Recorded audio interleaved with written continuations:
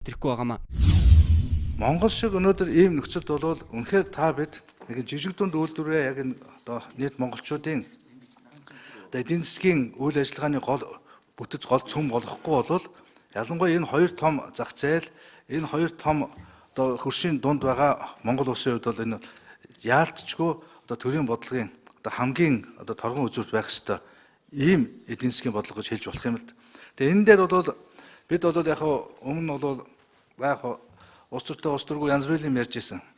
Гэхдээ бол одоо сонгуульд ялсан намын мөрийн хөтөлбөр, засгийн газрын үйл ажиллагааны хөтөлбөрийг харахад бид одоо энэ их хурлын хамгийн ихний нэг том маргаан бол яг энэ жижиг дунд үйлдвэрийг тойрж байсан тийм биз?